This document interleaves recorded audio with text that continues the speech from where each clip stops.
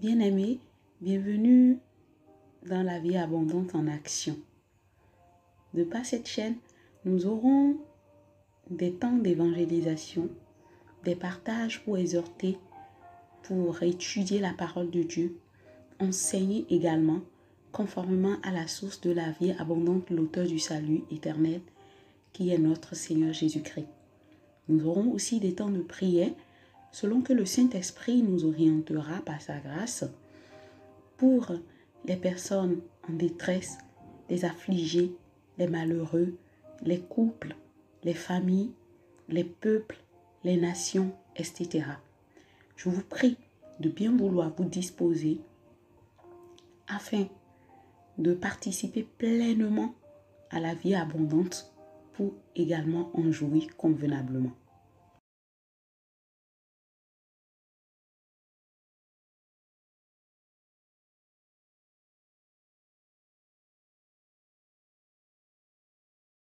Bien-aimés, nous tenons à rendre grâce à Dieu pour sa fidélité, car il nous donne encore la force de nous remettre et poursuivre notre partage dans le livre d'Ézéchiel. Et aujourd'hui, nous tournons dans le 23e chapitre.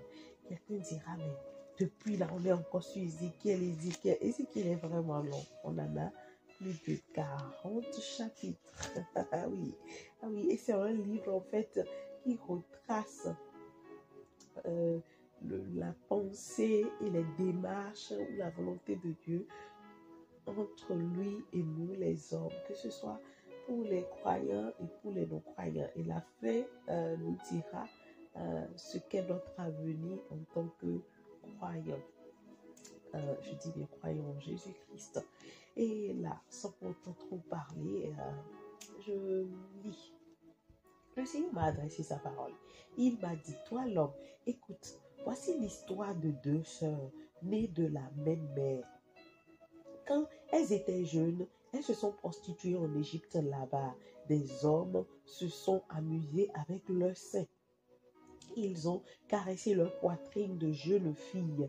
La grande sœur s'appelait Ohola, la petite sœur s'appelait Oholiba. Oholiba. La première, c'est Samarie. La plus jeune, c'est Jérusalem. Elle était à moi. Et elles ont mis au monde des garçons et des filles. Mais Ohola s'est prostituée et pourtant, elles étaient à moi. Elle a désiré avec passion ses voisins, les Assyriens, et elle en a fait ses amants. Ils portaient de beaux habits rouges, car ils étaient gouverneurs et juges. Ils étaient tous jeunes, charmants et bons cavaliers. Ohola s'est prostituée avec tous ses fonctionnaires importants assyriens.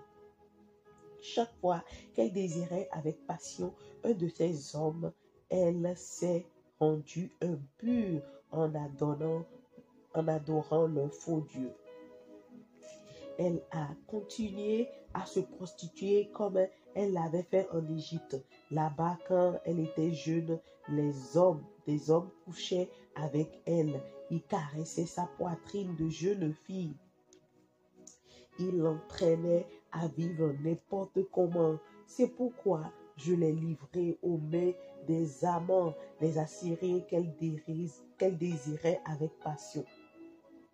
Ils l'ont déshabillé complètement et ils l'ont tué avec l'épée. Ils ont pris ses fils et ses filles. C'est de cette façon qu'elle a été punie. Et Ohola a servi d'exemple aux autres femmes. Sa sœur Oholiba a vu tout cela. Pourtant, pire qu'Ohola, dans ses désirs passionnés, elle était encore pire qu'Ohola. Sa prostitution a dépassé celle de sa sœur. Elle a désiré avec passion ses voisins, les Assyriens. C'étaient des gouverneurs et des juges qui portaient des habits magnifiques. Ils étaient de bons cavaliers, tous jeunes et charmants. J'ai vu qu'elle s'était rendue impure, elle aussi. Les deux sœurs avaient pris le même chemin. Mais Oholiba s'est prostituée de façon encore pire que sa sœur. Un jour, elle a vu des hommes dessinés et peints en rouge sur un mur. Ils représentaient des Babyloniens. Ils avaient des ceintures autour de la taille. Ils portaient des turbans sur la tête. Ils ressemblaient à des beaux combattants. C'était le portrait fidèle des hommes qui vivent en Babylonie, leur pays. En les voyant, elle les a désirés tout de suite avec passion et elle a envoyé des messagers dans le pays. Alors les Babyloniens sont venus coucher avec elle. Ils l'ont rendue impure en se prostituant avec elle. Après avoir sali sa vie avec eux, elle les a détestés. Elle s'est prostituée devant tout le monde. Elle s'est montrée toute nue. Alors je me suis mis à la détester comme j'avais fini par détester sa sœur. Elle s'est prostituée de plus en plus comme elle avait fait en Égypte pendant sa jeunesse. Là-bas, elle avait désiré quelle passion des hommes qui vivaient n'importe comment. Là-bas, elle avait désiré avec passion des hommes qui vivaient n'importe comment. Leur vie sexuelle était comme celle des bêtes. C'était des ânes et des chevaux plutôt que des hommes. Oholiba, tu as recommencé à vivre n'importe comment comme pendant ta jeunesse. À ce moment-là, tu laissais les Égyptiens s'amuser avec tes seins, caresser ta poitrine de jeune fille. C'est pourquoi moi, le Seigneur Dieu, je te dis ceci. Je vais inciter contre toi tes amants, ceux que tu as fini par détester. Je vais les rassembler de partout contre toi. Je vais faire venir les Babyloniens, tous les Chaldéens, les habitants de Péco, Koa et Koa, Shoa et Koa. Et les Assyriens viendront avec eux. Je réunirai ces hommes jeunes et charmants gouverneurs et juges, combattants et fonctionnaires importants, tous bons cavaliers. Ils arriveront du nord sur les chars, sur toutes sortes de véhicules et avec une grande armée. Ils seront protégés par des boucliers et des casques. Ils vont t'entourer de tous les côtés. Je vais leur présenter ta cause et ils te jugeront selon leur loi. Je serai en colère contre toi, Oholiba. C'est pourquoi ils te traiteront avec violence. Ils te couperont le nez et les oreilles. Les habitants qui resteront seront tués par l'épée. Ils prendront tes fils et tes filles. Et ceux qui seront encore en vie seront brûlés. Ils t'enlèveront tes vêtements et prendront tes bijoux. Oholiba, je mettrai fin à tes actions honteuses et à ta vie de prostituée que tu as commencé en Égypte. Tu ne regarderas plus les hommes et tu ne te souviendras plus des Égyptiens. Moi, le Seigneur Dieu, je dis, voilà, je vais te livrer entre les mains de ceux que tu détestes, de ceux que tu as fini par haïr. Ils te feront beaucoup de mal parce qu'ils te détestent. Ils voleront tous les biens que tu as gagnés par ton travail. Ils te laisseront complètement nu et tout le monde découvrira ta conduite honteuse de prostituée. Voici pourquoi en agirant ainsi avec toi, tu as vécu n'importe comment, tu as couché avec n'importe qui, tu t'es prostitué avec les hommes des autres peuples, tu t'es rendu impur en adorant le faux Dieu, tu as suivi l'exemple de ta sœur, Ohola. À cause de cela, je te ferai boire à toi aussi la coupe de ma colère.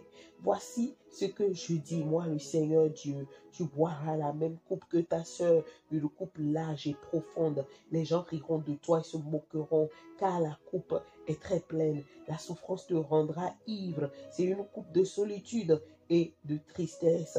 Et ta sœur Samarie l'a déjà bu. Tu la videras jusqu'au bout. Tu la casseras avec des dents. Tu te déchireras les seins. Avec les morceaux de cette coupe. C'est moi, le Seigneur Dieu, qui parle. Et c'est ce que je déclare. C'est pourquoi voici ce que je dis. Jérusalem, tu m'as oublié, tu m'as abandonné. Alors maintenant, tu vas supporter les conséquences de ta conduite honteuse de prostituée. Le Seigneur m'a dit, toi l'homme, tu vas juger au Ola et au Oliba. Présente-leur toutes leurs actions horribles qu'elles ont commises. Ce sont des femmes adultères. Et elles ont tué. Elles ont été adultères en adorant leur faux Dieu. Elles ont tué en leur offrant.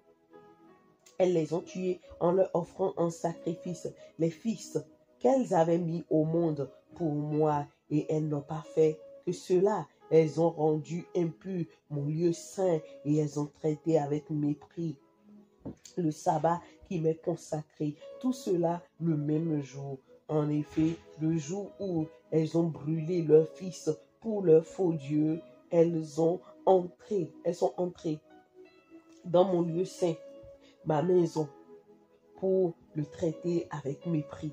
De plus, elles ont envoyé un messager, invité des hommes de pays éloignés. Dès qu'ils ont reçu leur message, ils sont arrivés auprès d'elles. Pour eux, elles s'étaient lavées. Elles avaient peint leurs paupières. Elles portaient des bijoux. Ensuite, elles se sont étendues sur des lits magnifiques.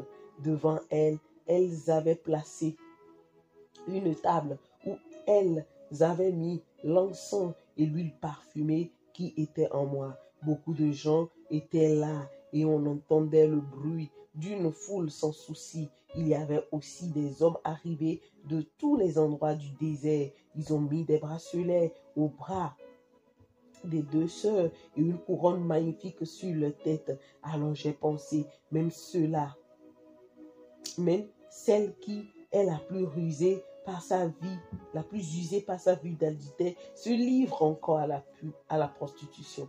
Des hommes vont vers elle comme on va chez une prostituée. Comme chez des prostituées, des hommes sont venus chez Oola et Oholiba, ces femmes qui couchent avec n'importe qui, mais des hommes justes vont juger ces femmes comme on juge les personnes adultères et les assassins. En effet, elles ont été adultères et elles ont du sang sur leurs mains. Voici ce que je dis, moi le Seigneur Dieu, rassemblez des gens contre elles, qu'on les fasse trembler de peur, qu'on leur prenne tout ce qu'elles possèdent. Jetez-leur des pierres, tuez-les à coups d'épée, faites mourir leurs fils et leurs filles et brûlez leurs maisons. Je mettrai fin aux actions honteuses dans le pays. Cela servira d'exemple à toutes les femmes et elles n'imiteront plus la vie immorale des deux sœurs. Ola et Oholiba, vous êtes responsables de vos actions immorales. Vous en supporterez les conséquences parce que vous avez adoré les faux dieux. Alors, vous saurez que le Seigneur Dieu, c'est moi. Amen. Alors, bien-aimés, je tiens à rappeler que c'est un test allégorique. Bien que, oui, quand on regarde dans le livre des rois, des chroniques, et qu'on lit bien l'histoire des deux royaumes d'Israël, on y voit certains actes d'adultère, certains actes de bassesse. Ici, en fait, le Seigneur se sert en fait d'allégorie pour parler à son peuple et pour leur dire qu'il ne va pas démordre les concernant. Alors quelqu'un me dira, mais pourquoi parles-tu alors de deux royaumes? Israël maintenant a deux royaumes en son sein. Oui, si vous êtes quelqu'un qui lisait très bien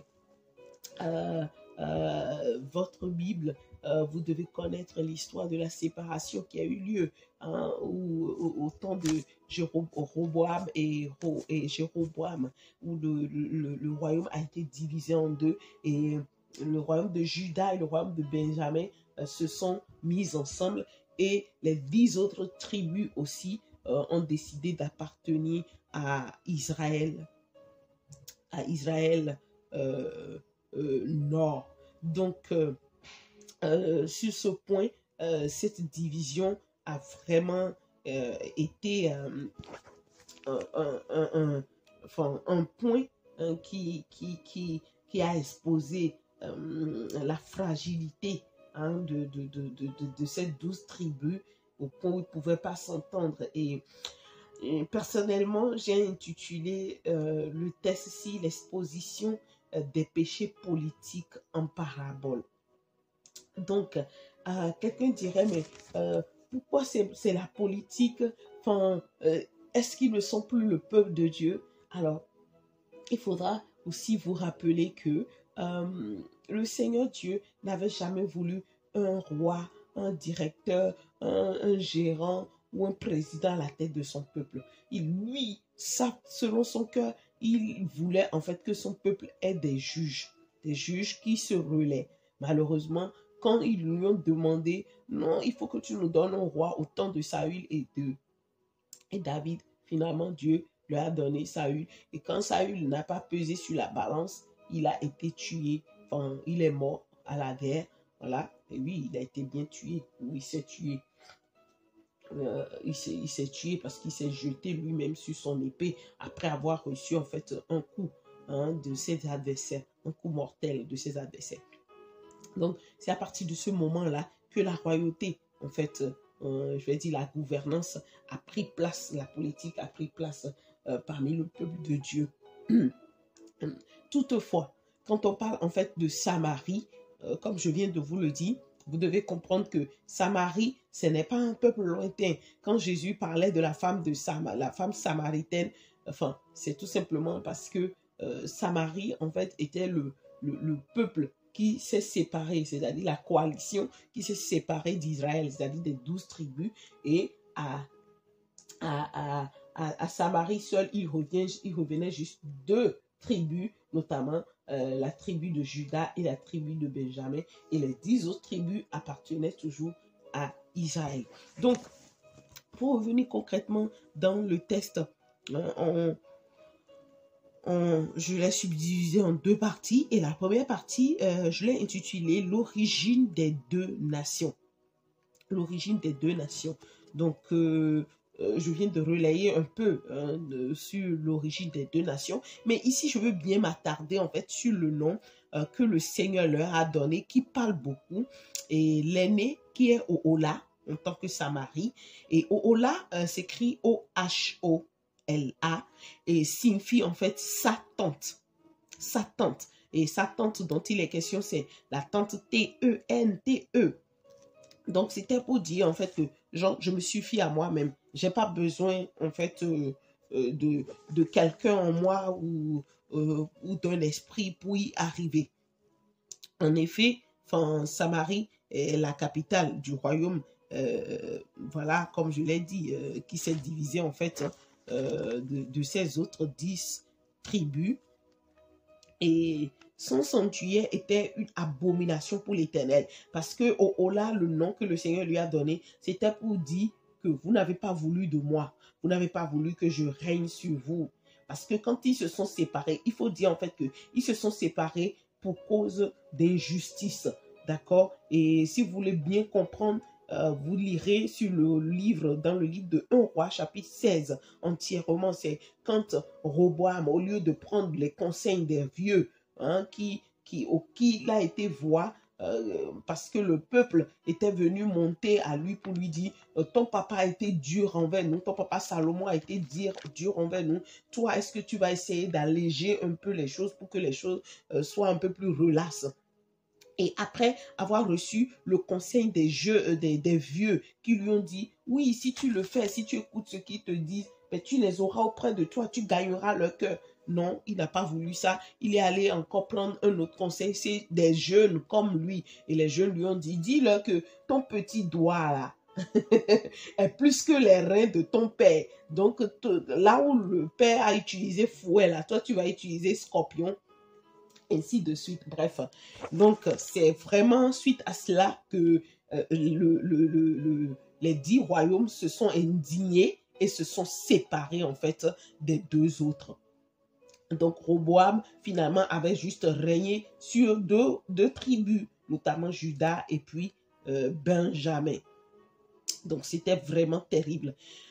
Donc ainsi, les tribus que forment Samarie, notamment Juda et puis Benjamin, ont méprisé le droit de Dieu sur eux.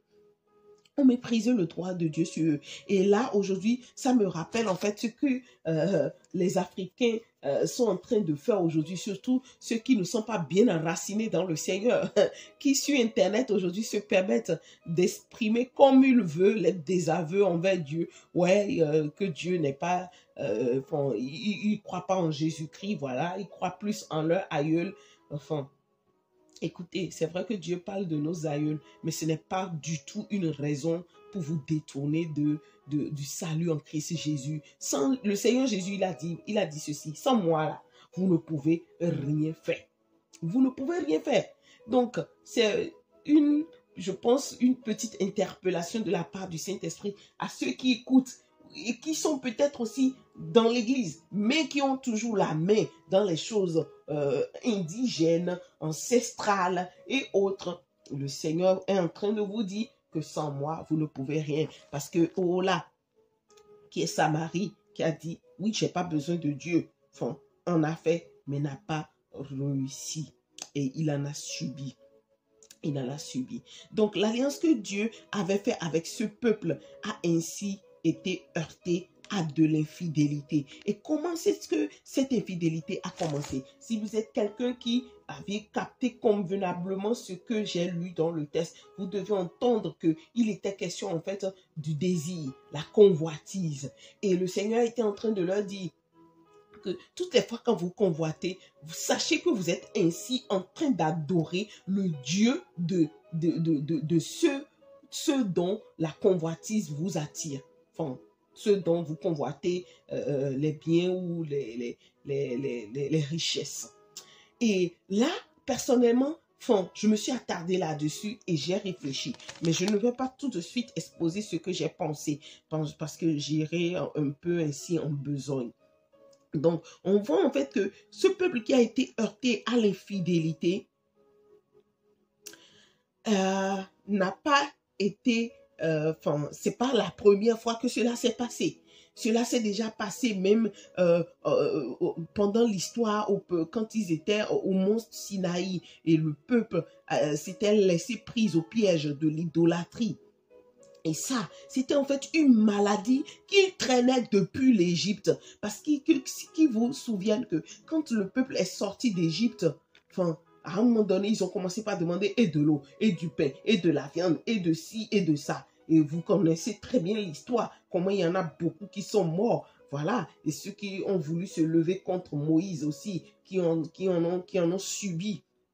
Donc, on voit en fait que la convoitise, là, franchement, même moi aussi qui suis en train de parler, je continue de prier contre ça. Même encore ce matin, sans encore étudier ce texte-là, dans ma prière, l'Esprit de Dieu m'a amené à m'attarder là-dessus, à prier pour que le Seigneur garde mon cœur de toute forme de convoitise. Parce que nous ne sommes pas à l'abri, étant donné que si nous attardons bien plus sur le texte, oui, les deux peuples sont d'abord au peuple de Dieu.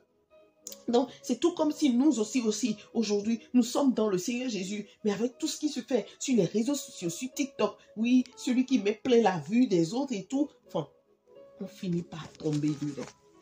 Et seule la prière, avec une conscientisation sincère, peuvent nous en épargner. Donc, pour revenir en fait à la cadette, son origine qui est au Liban et qui est Jérusalem visiblement, voilà, la capitale de la tribu du sud, d'accord, au Liban, c'est-à-dire les 10 qui sont restés ensemble. Dieu leur a donné le nom au Liban parce qu'il voulait dire ma tente en elle, c'est-à-dire mon abri, c'est-à-dire je pourrais me cacher en eux. Et malheureusement, bien qu'ils aient en fait Dieu en eux, ils en ont fait pire. Vous devez le comprendre. Je vous prie de vous attarder vraiment sur la lecture et du passage, du chapitre, et vous allez comprendre. Et j'ai compris en fait que quand je suis arrivée sur cette partie-là, ma tante en elle, j'ai compris que nous qui avions aujourd'hui l'Esprit de Dieu en nous, nous ne sommes pas épargnés, non. Et j'ai vu en fait que, franchement, si Dieu ne vient pas effectivement habiter en nous, comme au milieu de nous, comme le livre d'Apocalypse l'a décrit, ou aussi le livre d'Ézéchiel, on va le vivre, on va le lire, l'a dit, franchement, l'humanité sera toujours en danger. Voilà pourquoi je suis de l'une. Je fais partie de ceux qui désirent le plus tôt le règne de Dieu. Le règne de Dieu, j'ai tellement hâte de le vivre. Pas après la mort, non, non, non, non, non, non. J'ai dit, Seigneur, si c'est dans ce siècle-ci, c'est-à-dire dans cette génération-ci que tu dois venir et que nous irons passer les 7 ans au ciel, c'est-à-dire après l'enlèvement et revenu pour les 1000 ans sur la terre. Ah, Seigneur, il ne faut pas que la mort me prenne, absolument pas. Je te prie, je veux vivre cette gloire-là. Je veux la vivre parce que sans cette gloire, aucune personne, que ce soit les croyants et les incroyants, on ne peut pas nous en sortir sur la terre. Voilà pourquoi malheureusement, la mort vient en prendre. Oui, parce que quand le temps n'y est pas encore et que nous, on a fini de passer notre temps, eh bien, on doit rejoindre en fait le repos en attendant ce temps de gloire. Donc, je fais partie de ceux qui désirent ce temps de gloire-là, maintenant, vaille que vaille. Amen, au nom de Jésus. Donc, Dieu qui avait choisi Jérusalem pour dire, je vais habiter en elle, mon nom sera dans ce peuple. Finalement, il a été obligé de les juger plus sévèrement que même les 2 autres tribus. Et c'est là la deuxième partie que j'ai intitulée le jugement de ces 2 nations en horreur devant Dieu. Et Dieu pouvait dire, le Seigneur pouvait dire à travers la bouche d'Ézéchiel que les actes ignobles de Jérusalem étaient pires que ceux de Samarie. Et c'est ce que nous voyons aujourd'hui dans le corps de Christ. On voit des choses que même le monde, les mondains ne le font pas. Récemment, au cours de mes missions de travail où je taffe en journée et tout, je voyais certaines attitudes en fait des collaborateurs, les responsables et tout. Et je voyais ça et d'un jour à l'autre, une situation au sein de l'église, en fait, était, en fait, comme en connivence, c'est-à-dire venait tomber à point. Et finalement, je me suis mise à réfléchir toute seule et j'ai dit, mais franchement, les gens du monde sont véritablement plus sages que nous, les enfants de Dieu. Parce qu'il y a certaines choses aujourd'hui qui laissent à désirer dans le corps de Christ. Et quand vous lisez, en fait, les attitudes, d'accord, au Liban, celle qui a la tente, celle en qui Dieu se trouve en fait normalement, on voit en fait que c'est la même chose. Et j'ai pour habitude de dire, comme l'Esprit de Dieu me l'a enseigné, la retourne babi, il n'y a rien de nouveau sous le soleil. Donc, on voit en fait que de par ce jugement, le peuple a été toujours, le peuple sujet, à la convoitise de tout temps, a fini par subir une séparation. Et ça doit vous rappeler quelque chose. Ça nous ramène à ce qui s'était produit à l'origine dans le jardin d'Éden. Quand le diable était venu magnifier le fruit interdit devant Ève, Ève, qu'est-ce qu'elle a fait? Elle a regardé, elle a vu que c'était bon, elle a pris, elle a mangé et elle en a donné aussi à son mari et il y a eu séparation. Donc c'est presque la même chose qui se reproduit dans cette histoire du livre d'Ézéchiel chapitre 23, mais sous une autre forme parce que Dieu lui-même pouvait dire ce que serait le châtiment, que ce soit de Samarie, mais aussi de Jérusalem. Et Jérusalem en a subi de pire que Samarie. Et ils ont été ainsi livrés à leurs alliés, les alliés desquels ils ont convoité pour subir et même mourir dans la honte. Et vous voyez que c'est exactement la même chose qui s'est passée. Après la séparation, quand Dieu a chassé l'homme du jardin, l'homme était resté ainsi, sans Dieu en lui. Et s'il y avait une intervention de Dieu, l'Esprit de Dieu venait juste sur l'homme et repartait jusqu'au moment où le Seigneur Jésus-Christ est venu œuvrer pour nous, donnant sa vie pour que l'Esprit de Dieu demeure en permanence en ceux qui croient en Dieu. Et donc, pour finir, l'esprit, enfin, ce que j'ai reçu de l'esprit de Dieu est celui-ci. Il est important que nous demandions à Dieu de nous garder de toute forme d'infidélité, afin que nous ne devenions pas l'esclave de ce qui nous a vaincus. Hein? Parce que si actuellement nous pouvons nous distinguer, ou toi qui entends ma voix, tu te distingues en tant qu'infidèle dans le corps du Christ, sache que si tu es encore en vie, on te donne encore une chance de te repentir sincèrement, de t'examiner toi-même, de disséquer et de dire, ah, ici j'ai méfait, ah Seigneur, je ne souhaite plus, je renonce à cela, je te demande pardon, transforme-moi, et que toutes les fois où je serai face à de telles erreurs, que ton esprit me reprenne et me donne de m'en séparer de l'erreur. Et je crois que si telle est votre action, franchement, et que vous la faites sincèrement, sachez que Dieu vous libérera de ce pouvoir qui cherche à triompher de vous afin de vous mener à la destruction.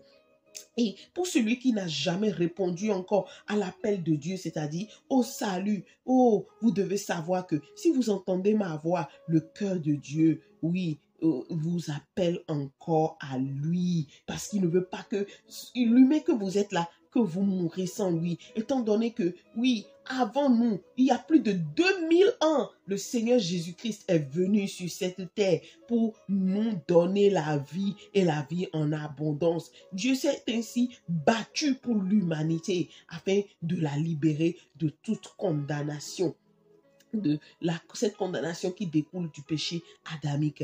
Ainsi, il vous revient, d'accord, d'accepter son Fils Jésus-Christ afin que tous vos péchés, passés, présents, actuels ou autres, soient entièrement pardonnés. Oui, et le choix et la décision vous revient à vous-même individuellement si vous n'avez pas encore fait de Jésus-Christ votre Seigneur et Sauveur. Et c'est encore une occasion pour vous appeler à lui. Allez-vous répondre à cet appel? Je m'arrête sur ce point d'interrogation et je vais prier. Père, dans le nom de Jésus-Christ, ce texte est tellement profond.